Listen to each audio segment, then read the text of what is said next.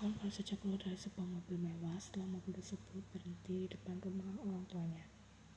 "Terima kasih untuk malam ini, Tuan Lim," ucap Kaun dengan senyum cerah.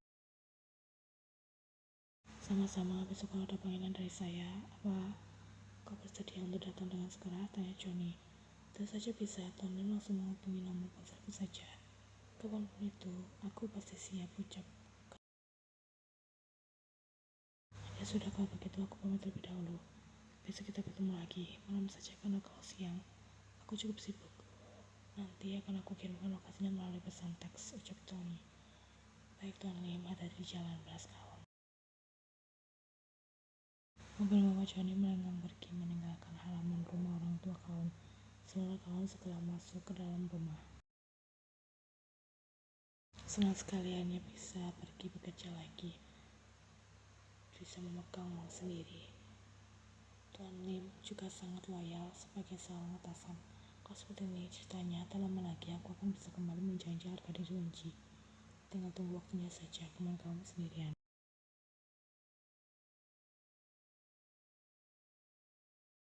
Waktu masih menunjukkan pukul 5 pagi, namun Yan mendadak terbangun karena merasa ada yang berbeda dengan tempat tidur dia saat ini. Memang beda karena ini bukan ranjang di rumahnya, melainkan milik rumah sakit. Tapi bukan itu masalahnya. Ranjang rumah sakit meskipun kecil, tapi kerasa seperti ini juga. Yan baru bisa memastikannya setelah nyawanya terkumpul dan kemudian menoleh ke sebelah. Nah, ini bukannya Taeyong apa? Apa aku bermimpi? Tapi ini terlalu nyata, batin Yan bertanya-tanya. Apa ini kau, panggil Yan yang akhirnya tertahan juga karena penasaran. Iya, Taeyong ada di sana, tidur di ranjang yang sama dengan Yan. Saat aku masih mengantuk, gerak Taeyong tanpa membuka kedua matanya. Dia proteskan. Yan sudah mencubit pipinya di sana. Tadi sampai di sini hampir pukul 3 pagi. Ini baru saja bisa tidur 5 menit lagi ya sayang, gumam Taeyong. Ternyata memang benar Taeyong apa? Aku kira hanya mimpi. Aku ingin marah sebenarnya, tapi melihat wajahnya yang kelelahan, aku jadi tak tega, kata Yan. Sebab tapi betul, lantas aku harus bagaimana? Seru Yan kesal. Ya sudah, kita pelukan saja, marahnya ditunda sebentar. Nanti kalau rasa mengantuk ini sudah hilang, kau boleh marah lagi. Sudah, tidak usah ikut menjawab. Mata masih terpejam, tapi mulutmu itu masih bisa mengoceh, ajak Yan. Malah tertawa perasaan sinis. Aku rindu padamu sayang, pada baby juga, ucap Taeyong sembari merapatkan pelukan mereka. Lepaskan, pinta Yan. Tidak mau, balas Taeyong semakin berat pelukannya. Aku mau pergi toilet. Sudah tak tahan lagi, ucap Yan. Sangat tidak tahan. Iya, sudah di ujung, balas Yan. Bisa sendiri tidak? Kalau tidak, aku akan bantu, ucap Taeyong. Tidak usah, Papa tidur saja, balas Yan. Bagaimana bisa membantu? Taeyong bahkan tak bisa membuka kedua matanya dengan benar. Nanti yang ada ia malah tercengkang di depan toilet gara-gara mengganggu Yan di sana. Ya sudah, kalau perlu sesuatu langsung teriak saja, kemang Taeyong. Ia memindahkan tangan Taeyong yang tadinya melingkar di pinggangnya, biarkan Taeyong tidur dengan tenang di sana.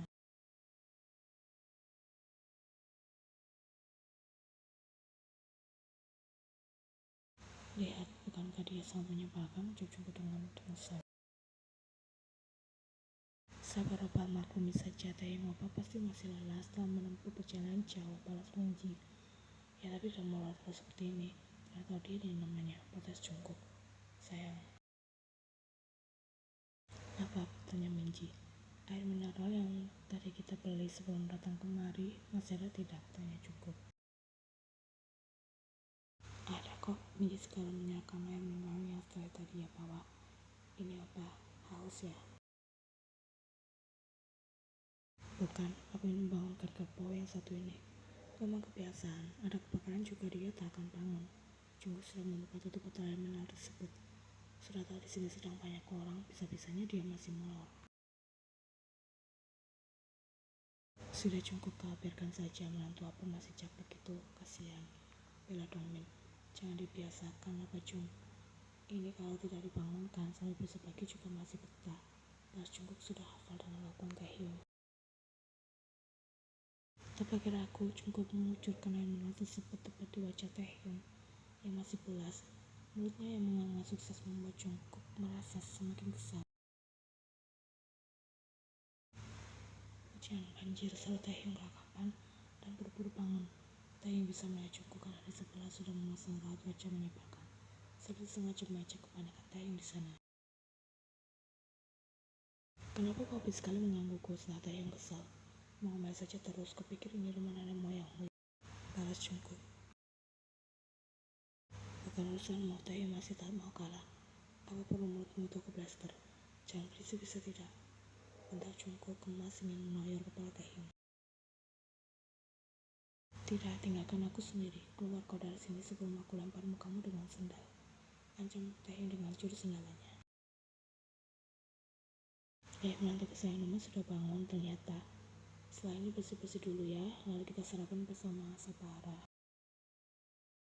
Taehyung langsung tersadar di mana tempat ia berada saat ini karena tadinya ia masih menganggap ini adalah rumah mereka sendiri, rumah yang dulu ia tinggali bersama dengan Jungkook sebelum menikah. Karena dulu Jungkook sering sekali membangunkan Taehyung dengan cara menyebalkan seperti ini. Kalau Taehyung bingung. Taehyung langsung merasa terkenek sendiri. Secara baru kali ini ia bertengkar dengan Jungkook di depan mertuanya. Marah dulu lah Jung, biar Rihanna tidak kebiasaan, ucap Jungkook kompor. Apa kau ini, kenapa habis sekali kamu seperti Kayang? Tanya Minji heran. Saat dulu Jungkook memang terkenal sebagai kompor meletup. Kenapa harus marah pada menantu kesayangan nomor satu-satunya, para Sarah? Mendengar itu, Taehyung sudah merasa bahagia sebenarnya cukup kecewa. Bukan rumah mertua saja ternyata yang sedang berada di sini, tapi ini kamar lagi penuh. Mana Dr. Choi pula? Istriku kemana? Jungyeon, panggil Taehyung sembari celingak-celinguk. Jadi pasiennya kau Taehyung. Kenapa jadi kau yang rebahan di sini? Malah nyenyak giliran pula. Dia di sana karap-karap kau. Yeon harus periksa di sofa oleh Dr. Choi, protes Jungkook. Kenapa tidak mengamankanku? Tanya Taehyung panik. Dia buru-buru turun dari ranjang termasuk mengambil Yeon di sana. Yeon sabar sekali punya suami seperti Taehyung apa? Kalau Minji merasa prihatin dan tak habis pikir. Memang aku saja sebagai saudara kembarnya karena terus melihat kelakuannya. Kok bisa Yeon masih kalem seperti itu? Ucap Jungkook juga merasa heran. Mungkin Jungyeon adalah manusia super sabar pada Minji. Jungkook asal mengaku saja, bisa jadi. Sayang bagaimana? Tanya Taehyung. Bagaimana apanya? Tanya Yeon balik. Keadaanmu sudah meninggal belum? Sudah kok, sudah ada kemarin malahan. Jawab Yeon. Mendengar itu Taehyung baru bisa mengelola nafas lega. Oh, dirinya sudah bangun. Bagaimana tidurnya Pak Kim? Nyenyak tidak? Tanya Dr. Choi dengan senyum manis. Mampus aku disindir, memalukan sekali. Batin Taehyung sudah malu setengah mati. Lumayan dok, badan jadi terasa segar. Setelah tidur di ranjang pasien, paras Taehyung sekarang saja karena sudah kepalang tangguh. Suami saya baru pulang dari luar negeri dini hari tadi dok, makanya dia kelihatan masih lelah. Jadi saya berinisiatif berbagi tempat tidur untuknya agar bisa istirahat dengan nyaman. Tambah YN. Malaikatku, meskipun sudah marah, tapi tetap saja masih mau membela suaminya. Saya merasa terlalu dan ingin segera membatin Taehyung menjerit. Dr. Choi apa kabar? Tanya Taehyung, basa-basi karena terlalu malu. Baik Pak Kim, saking baiknya masih yakin nanti bisa menemani Bujung lahiran. Jawab Dr. Choi. Temani saya dulu dok, kan nanti yang lahiran saya duluan, jatuh Minji. Oh ya benar, balas Sarah. Sekarang sudah masuk berapa bulan memangnya? 3 bulan Uma Jung, jawab Minji. Uma doakan semoga lancar sampai lahiran, ucap Farah. Terima kasih atas doanya Uma, ucap Minji dengan senyum cerah. Kenapa aku mendadak mulas mendengar kata lahiran? Gumam Jungkook dengan raut yang sudah mengkerut tak karuan. Sebenarnya yang perlu menyiapkan mental buat lahiran bukan bule ya, melainkan Pak John, ucap Dr. Choi sudah menertawakan akan Jungkook di sana. Maklum saja dok, suami saya memang suka berpikir tidak, padahal kan melahirkan tidak seseram itu, balas Minji. Sayang, jangan dibahas terus, nanti saja kalau aku sudah berada di rumah setelah pulang kerja. Karena kalau tidak, aku akan bisa fokus bekerja gara-gara kepikiran ucap Jungkook memohon. Bajun ternyata lemah ya, ejek Taehyung. Dia bernyali besar ternyata. Apa maksud bicara seperti itu? Belum saja kau merasakan berada di fase khawatir sepertiku. Nanti rasakan saja sendiri dan kelak saat itu tiba, badan aku yang akan mentertawakanmu. Balas Jungkook kesal. Aku tidak akan bersikap berlebihan sepertimu karena percaya istriku adalah sosok yang kuat dan hebat. Ucap Taehyung tak ada takut-takutnya sama sekali.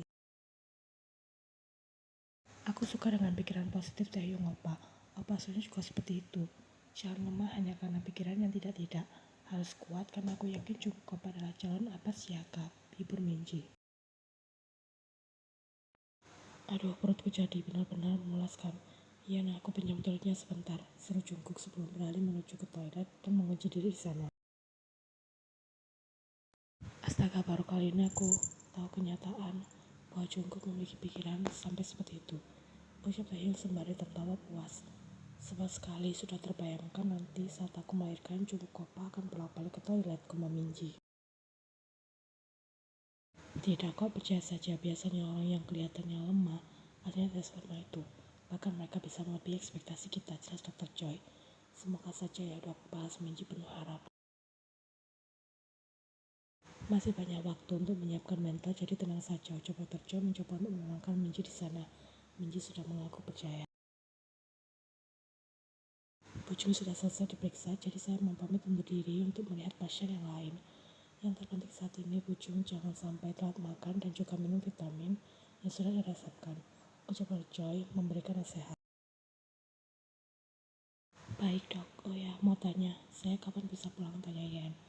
Besok kita pastikan lagi ya, kalau memang kondisi Pucung sudah semakin membaik, besok siang atau sore sudah boleh pulang kok, jawab Dr. Choi. Jangan buru-buru ingin pulang dulu, di sini saja untuk mendapatkan perawatan secara maksimal. Ucap Domin masih merasa khawatir. Iya sayang, kok bahkan masih tahap hujat, jadi jangan pulang dulu. Tambah Taehyung. Bosan di sini, aku rindu tidur di rumah. Balas Yen. Kalau begitu tidak boleh bandal, harus menurut apa kata dokter agar bisa cepat pulang. Ucap Choi. Yen mengangguk menurut. Saya permisi dulu, pamit Dr. Choi. Terima kasih dok, ucap Taehyung mengantarkan Dr. Choi sampai pintu depan kamar rawat Yen. Dr. Choi sudah keluar dari sana, tapi suasana masih ramai saja. Mungkin karena ada 6 orang di sana bisa jadi 8, tapi yang 2 masih berada di dalam kandungan. Saya kembali ke tempat tidur. Jangan di sofa terus karena tak nyaman, ajak Taehyung. Aku mau di sini saja, apa dari kemarin depan terus. Aku capek, tolak Yen. Tadi kenapa kau tidak membangunkanku? Padahal aku sudah bilang akan tidur 5 menit lagi, tanya Taehyung. Sudah kok, tapi Opa bilang 5 menit terus menerus. Karena aku lelah membangunkan Opa setiap 5 menit sekali, jadi ya sudah biarkan saja sekalian, jawab Yen. Taehyung mengaku paham, dia bisa mati keluhan sang istri. Untung saja Yen tak mengguyur Taehyung dengan air seperti yang sudah Jungkook lakukan. Kau sudah sarapan sayang, tanya Taehyung.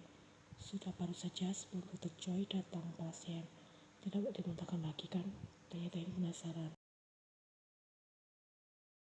Ada keinginan untuk muntah, tapi sebelum keluar aku berhenti makan sejenak.